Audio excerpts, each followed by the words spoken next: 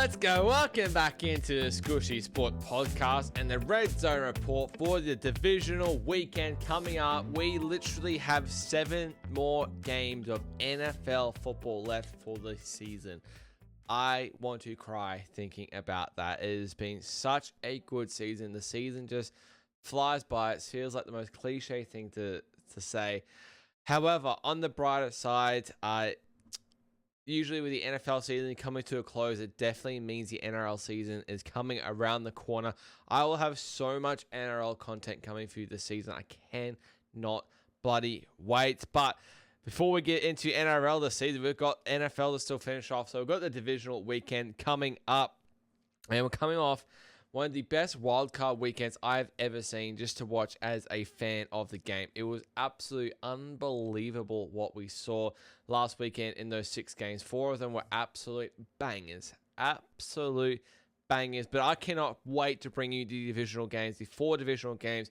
We've got the Broncos and the Bills. We've got the Niners and the Seahawks. We have got the Texans and the Patriots. And we've got the Rams and the Bears.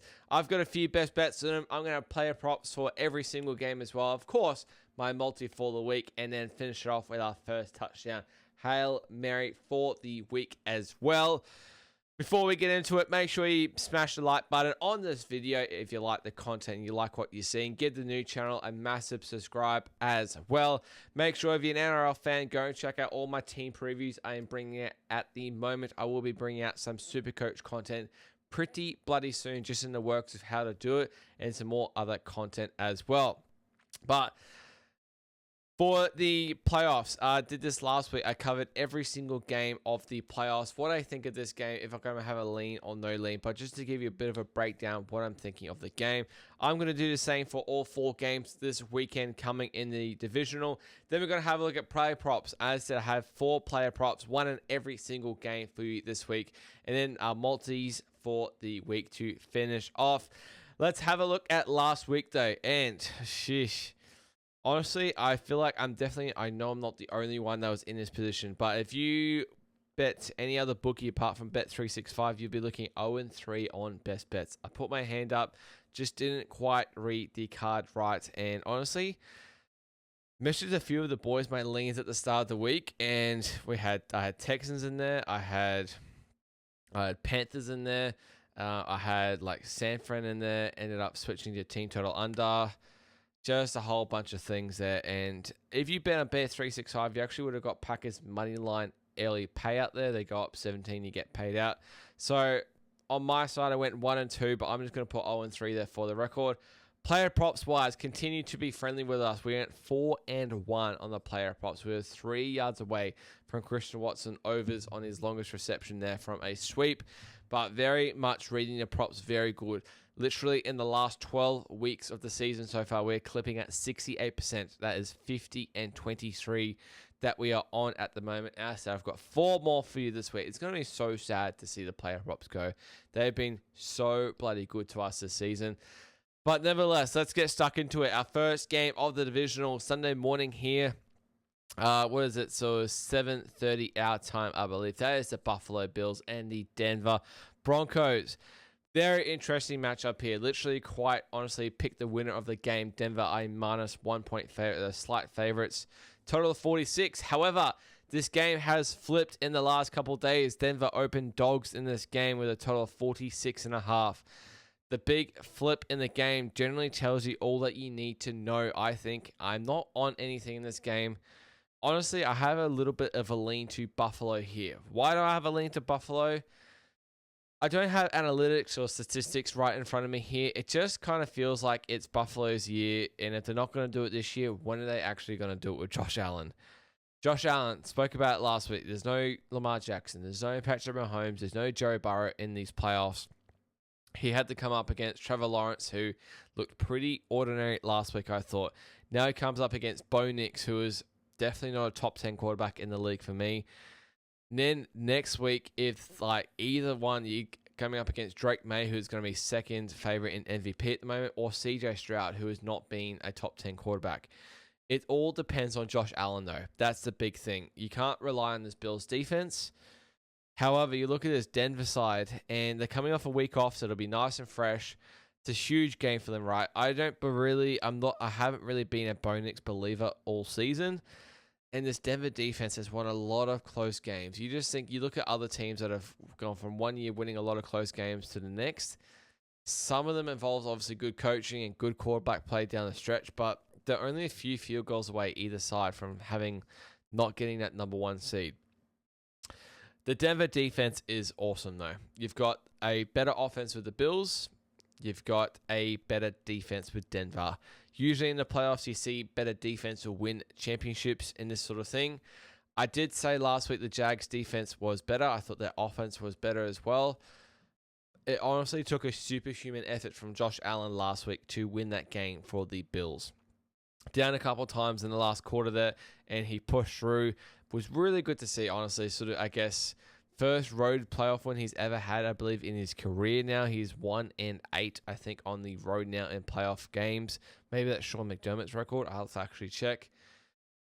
I really don't know which way it looks like obviously this public will be on Buffalo in this game here. The Sharps are all over Denver. I can definitely make a case for both sides. In regards to the total, again, I just don't know, I guess the under makes sense in a way. Like, if Denver defense is going to be on, this will surely go under.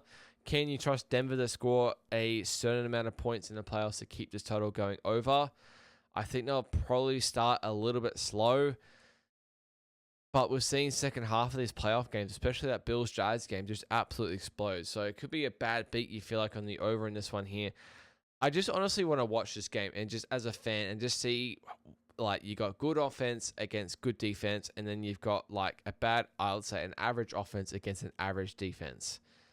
It's very interesting to see. Who do I trust more of the ball coming in the last quarter? 100% Josh Allen. 100%. Do I trust Bo Nix down 3 or down a touchdown and then, doing a 2-minute drill? Absolutely not. I'd rather Josh Allen have the ball in his hands there in that same situation. I really don't know. I can't actually confidently be saying who I lean in this game here. I've switched from Buffalo to Denver, Denver to Buffalo. My first instinct is Buffalo. I just only based off vibes, and I just think it potentially may be their year. At the moment, I actually think Rams beat Buffalo in the Super Bowl. But yeah, really no lean for me there. I think it's going to be an absolute cracker game, though. Honestly, it should be an absolute doozy of a game. I hope we get a good one. But yeah, does the better defense win or does the better offense win? Usually, better defense would win. All right, let's move on to this night game here on the Sunday here. We got the Niners and Seattle Seahawks in a rematch. They played only literally 2 weeks ago in Week 18, and they also played it in Week 1. It's a division matchup here. Seattle are huge favorites. They're 7.5 point favorites. Total of 45. This open Seattle 6.5. Total about 46.5 here. The under has been slammed, and the Sharps are on Seattle here. Terrible spot for San Fran straight off the bat. They've gone to travel east last week, playing on Sunday in America. They've got to travel all the way back west. They would have gone back home briefly. Now they've got to travel up to Washington State. And now they only get a 6-day turnaround. Seattle's coming off a week off. It's a terrible spot for San Fran. It really is. However, playoffs do some funny things. I thought last week my lean was Eagles to pretty convincingly beat San Fran, and San Fran were easily the better team. The coaching was better. The offense looked better. The defense stood up when it needed to. Now they've got no George Kittle, who was a big loss. He got injured in the second quarter there last week. My big thing in this one here is it's not a matter of a fact of can San Fran put up enough points. It's more of a fact on the other side. Do I trust Sam Darnold in this game? We saw him play his first playoff game last year for the Vikings and absolutely stink it up against the Rams. I just feel like in a lot of high pressure situations we're seeing this season with Sam Darnold, we're seeing him kind of go down the toilet a little bit. He only put up 13 points in his last game against San Fran, and both matchups against San Fran this year, they've put up 13 points. They lost the first one 17-13, and they beat San Fran a couple weeks ago 13-3. We know the Seattle defense is elite. I'll say top 2 in the league, them and the Texans. San Fran defense is really going to have to stand up. However, can you trust Sam Darnold? Going back to my original point. I think you can to a T. Do I think there should be 7.5-point favorites? Man, it's a big number. It's a massive number. I get this home field advantage in this sort of thing where Seattle there will have a massive home crowd here. But you look at this game 2 weeks ago, it was pretty much a pick 'em. Seattle like -1. That's a big drastic change. I'm not allowing 6.5 points, close to 7, for home field advantage going from San Francisco to Seattle. George Kittle hardly makes half a point difference to this line. Do I like the total in this game? I can agree with the under. I think Seattle's defense is pretty good. I think San Fran will probably struggle to move the ball here. I definitely lean San Fran in this game. I do have a best bet in this game, and it's going to be a Seattle team total. It's going to be under 27.5. We've seen under money for a reason. I'm not quite sure what the weather is looking in this game. I think the San Fran defense will have to stand up, knowing that if they're going to compete in this game, that the defense will have to stand up. The Seattle defense is elite. I think they will be able to stop San Fran. I want to take the +7.5. I just don't want to be in a situation where Seattle win a game like 13-3 again. Could be 19-10. Could be 21-10 for all I know. That Seattle would cover, but they'd still go under the team total. 28 points just seems like a massive, massive number. I don't think San Fran are going to lay down like that. They know what their opponent, they know the offense they're getting. And are you looking at the Seattle offense with Sam Darnold in a playoff game thinking that they'll score 28 plus, like 4 touchdowns? I'm just not quite seeing it. I can definitely see them, getting to 21 in the third quarter. And if they've got a big lead, putting that Q in the rack, I think they'll heavily run the ball, Seattle. Like heavily run the ball.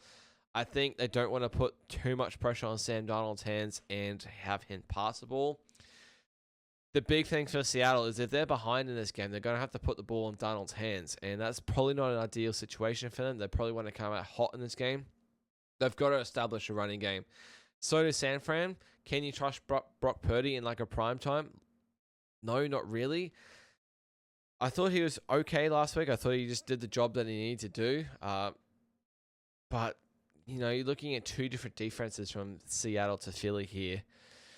And I want to try and back the San Fran defense here to keep Seattle under that number there. As I said, Seattle can still cover this number, but they can still go under that. The under is being played for a reason. I just don't see Seattle scoring more than 27 in this game here. Seattle team total under 27.5 for me in this game here. First bet of the divisional matchup here. Weekend. All right, let's cross over to these last 2 games here. Monday morning, 6 a.m. here in Queensland. We've got the Patriots and the Texans. Texans coming off a brutal defensive win against the Steelers. Most likely Aaron Rodgers' last ever game in the NFL, and his last ever pass was a pick 6. You kind of hate to see it. This is a really interesting line in this one, and one I'm kind of struggling to get my head around in a way.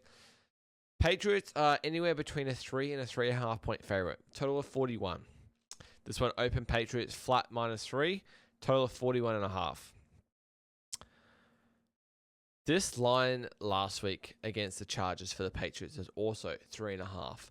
We are honestly a few cents away from Texans being the same price. We saw Texans play the Chargers, week 18? And Texans beat them pretty convincingly. I know it came down to that last bit, but Texans beat them pretty convincingly. Texans have a slightly better offensive line than the Chargers do. That Chargers O-line is disgusting. This defense, Texans defense compared to Chargers, is astronomically better, I think, in my opinion. I think this Texans defense is the best in the league. It is crazy good. Steelers did not score a touchdown last week, just literally kicked 2 field goals. And they just applied so much bloody pressure. 4 sacks on Aaron Rodgers. And what's to say they can't do the same against the Patriots here? I really like Texans +3. I'm not sure if it's a square dog. I just don't see how the Patriots are going to score enough points and the Texans don't. I honestly think Texans are a live dog here. I think they win this game. I think there's a lot of pressure on the Patriots at home. Drake May in his second playoff game. Was he good last week? I wouldn't say so. He did enough to get the job done. But, man, I think the Chargers, like with a lot of the fumbles that they had and this offensive line, they were never going to score that many points. They were just never going to score that enough points to compete with the Patriots. And the Patriots only put up 1 touchdown and 3 field goals. Let's say they do something similar this weekend against the Texans, a better defense. The Texans just have to score 13 points. 13 points to at least push in that game. I think they can score at least 13, 100%. You got to think they're going to get an interception. They'll probably get a fumble as well. The main thing for the Patriots is to not turn it over in this game. If they turn it over, I think they're screwed. I love the Texans plus the 3. Love the Texans plus the 3 in the spot here. I think the Texans go and win this game. I think CJ Stroud is getting better and better every week leading into this. I think all the pressure is on the Patriots. I think the coaching is probably maybe a little bit of advantage to the Patriots here. I just don't get the line where Texans beat the Chargers 2-3 weeks ago. Texans were a pick 'em in LA. So let's say on a neutral, Texans are favored in that game by like -2. Now you're giving me the same line that the Patriots just had against the Chargers last week. Texans, I get it, they're 1 day less rest, but what, and you're accounting for the fly there as well? I just don't quite get it. So I've actually got 2 best bets in this game. 2 of them. Texans plus the 3. Then we're going to go the first half under 20.5. Why the first half under 20.5? Well, Texans this season, 9 games on the road. They are 8-1 to the first half under. In the last 6, they are 6-0. Going for 7 in a row, going for 9-1 this season in first half unders on the road, which shows that defense steps up, which means they probably actually struggle to move the ball on the road as well. But mainly their defense as well. You look at the Patriots-Chargers game last week. I forget what the score was. Was it 6-3 at halftime or something like that? 9-3, I think. Easily goes under. You look at the Texans-Steelers game last week. I forget I think it was 7-6 at halftime there as well. Both go under there.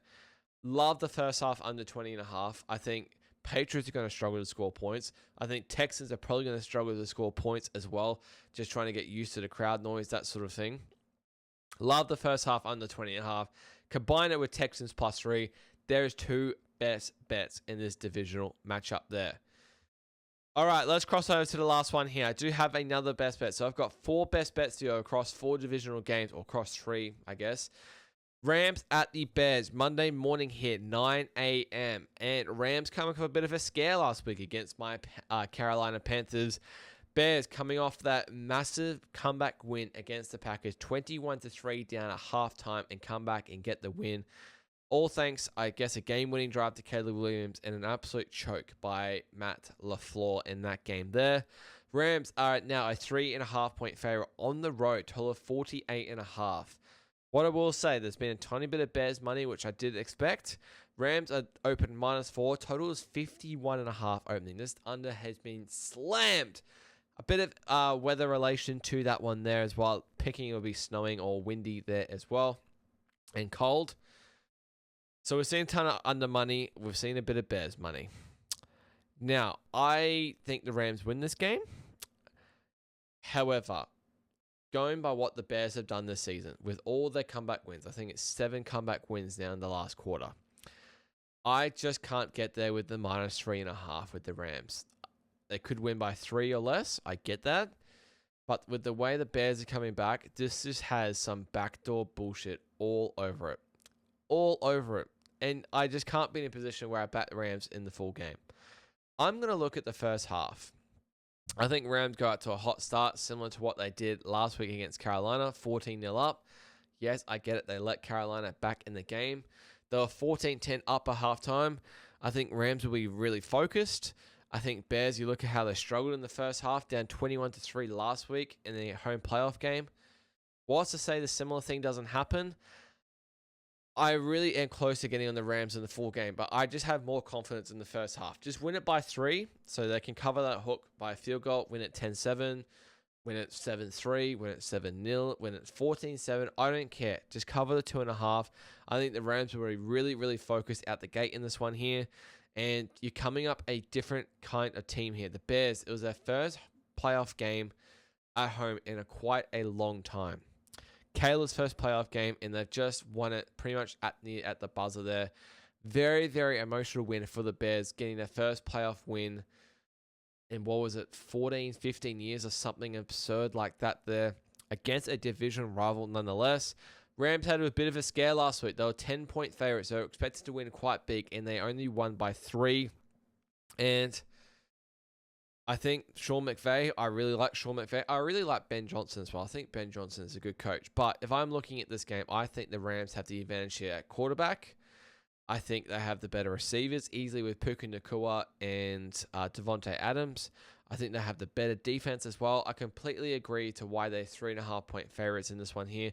On a neutral, you're probably looking at a 5.5-point favorite here in this one. I just want Rams to cover the first half, and then I don't care what happens for the rest of that. They could have a 10-point lead. I don't have to stress about these Bears coming back again. Although I think the Rams win this one, I just don't want to have that stress where even as there's 5 minutes left to go and the Bears are down 10, I don't want to have to stress about Caleb Williams going down and scoring a junkyard touchdown to even lose by 3. I just don't want to have that. I just rather bet the Rams in the first half. I'm very, very confident in this one here. I think Stafford will absolutely spam Puka Nacua again. I think Devontae will get more involved in this game again. I think they'll get the run game more going again. This Bears defense, I don't think it's that crash hot. Jordan Love was absolutely dealing everywhere against them last week. Literally put up 3 touchdowns in that first half against them. I can see Matthew Stafford, if he's looking healthy, doing the same again against the Bears. Give me the Rams first half -2.5. All right, there's your 4 best bets for your divisional weekend. Let's touch into some player props. I've got one for you in each playoff game here. So the first one, got a couple interesting ones to start with. First one I want to start with is Josh Allen over 8.5 rush attempts. He went over this last week, I'm pretty sure, and now in these last sort of 10 playoff games, he's gone over this number in 8 games. What this tells me is Josh Allen likes to have the ball in his hands. They trust Josh Allen with the ball. They don't want to run the ball as much. If he doesn't like what he's seeing in the receiving core, he will just run it. And I think Sean McDermott wants the ball to be in Josh Allen's hands as much as possible. You've got the tush push now, which they're starting to do more and more. You've even got the potential, if they're winning the game at the end, you've got a couple kneels as well, which do count as rush attempts. I think he goes well over this number. I think Josh Allen will want to, instead of going against this Denver defense, going against Patrick Surtain, will want to run the ball. I think he will want to scramble a lot. As I said, you've got the tush push, you've got QB sneaks there, plenty of options there. Josh Allen over 8.5 rush attempts. Second one, we're going the same sort of bet. We're going Zach Charbonnet over 12.5 rush attempts.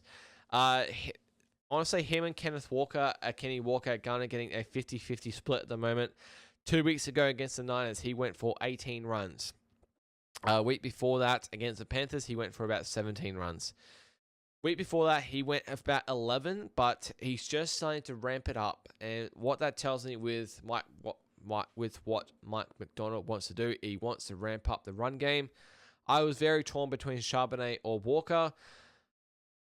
You could honestly go either one. I think they both go over. I was looking at their team total rush prop. I think it was over 29.5 or 30.5. I think Seattle, if they establish a run game, they want to run it a lot. I think the only way this goes under is if they're behind quite a bit in this game. If they have a lead, though, they'll take the ball out of Sam Darnold's hands and just run. Third one here, Drake May under 220.5 pass yards. No surprises here, going with the Texans defense. Once again, this cash last week with Rodgers unders. He went well under. I think he finished on 140 or something. The big key number in this Texans pass defense is definitely 225. I think 3 guys this season so far have gone over that 225 mark. I get it. We're so close to that 225. We're at 220. I think the same deal. They just want to try and establish a run game. If they get to a lead, the Patriots, they'll just want to not put the ball as much in May's hands. This Texans defense is brutal. I think just stay under that 220.5. I think they'll try and run it a bit with Ramondre and Trayvon Henderson. Drake May under 220.5 pass yards. Fourth one here, pretty much going back to the well, same as last week. Stafford over 265.5 pass yards. Won on this last week against the Panthers with a very, very similar number. I just thought they want to put the ball in Stafford's hands here, against that Carolina defense, not do too much of the run game here. I think you're looking at very similar defense as Carolina as you are with Chicago. I think you're looking at the MVP here. Even though Stafford had an injured hand halfway through that game, he still went over 300 yards in this game here. You've got to put the ball in your best player on the field's hands, and that is Matthew Stafford in this game here. And I think I think they just score a bit here. I think this game, I think the Rams will be able to score in this game. I don't see how this goes under unless they have a massive, massive lead and they decide to bring him off and start running the ball. Stafford over 265.5 pass yards. All right, there's your 4 player props for the week. Let's head into our 2 multis for the week. And last week, absolute pain. We did 6 legs, 1 leg from each game. And the only loser from cashing an 80-1 parlay was the Jags on the money line. And I was tossing up between Jags money line or I had ETN overs as a prop. Jags lose by 3, ETN goes over his prop. If we swap that, we win, baby, at very similar odds, which is an absolute kick in the dick. But it's all good. We got 5 out of 6. I'm back here. Obviously, we've got 4 games, but I'm going to do 5 legs here. So there are 2 legs in the same game here. Multi for the week, we're going to go Josh Allen, 10+ rushing attempts. We're going to go Zach Charbonnet, 15+ rush attempts. We're going to go Drake May, under 220.5 pass yards. In the same game, we're going to go under 20.5 first half of the Texans and Patriots. Stafford, 275+ pass yards. This pays $56. $10 pays $560, baby. Let's do it. Honestly, we're kind of due for another one. We were so bloody close last week. So bloody close. I was absolutely kicking myself when Rodgers went way under that number to finish off the multi. Finish it off. Let's do the Hail Mary. So all season I've been doing 2+ touchdown parlay, which is bloody hard when it gets to the playoffs, right? You don't really see it too often, a bloke getting 2+ touchdowns, let alone 3 of them in the same weekend. However, you're definitely going to see generally the first touchdown. Last week we hit... what did we hit last week? I forgot the game now. We hit 1 out of 3 legs there. We're going to go 3 guys this week. We're going to go Bo Nix. We're going to go Zach Charbonnet. And we're going to go Puka Nacua. Pays $741. $10 pays $7,410, baby. Let's bloody go. 3 guys, Bo Nix, Charbonnet, Puka Nacua. Let's bloody do it. Let's do a recap of the Redzone Report for your divisional weekend. Starting with 4 best bets, we've got Seattle team total under 27.5. In the same game, we've got Texans +3 in the first half under 20.5 here. And to finish it off, we've got the Rams first half -2.5. Our player props for the week, we've got Josh Allen over 8.5 rush attempts. We've got Zach Charbonnet over 12.5 rush attempts. We've got Drake May under 220.5 pass yards. And we've got Matthew Stafford over 265.5 pass yards. Our multi for the week, we've got Josh Allen 10+ rush attempts. We've got Zach Charbonnet 15+ rush attempts. We've got Drake May under 220.5 pass yards. We've got the first half under 20.5 Texans and Patriots. We've got Stafford to go 275+ pass yards, pays $56. $10 pays $560. And our Hail Mary for the week, 3 guys to score the first touchdown. We have got Bo Nix, we've got Zach Charbonnet, and we've got Puka Nacua, pays $741. $10 returns $7,410, baby. That will do it for the third last week of the Redzone Report, the divisional weekend. We've got, as I said, 7 more games to go. My heart absolutely breaks. We're down to 7 games. 4 of those happening this weekend. 4 absolute cracking matchups. So I cannot wait to watch these ones. Remember, if you like the content, remember to go give it a massive like and subscribe to the channel. Follow all my socials in the bio, in the comment section, or at Skooshi Sports as well. Thank you so much for watching, and cheers.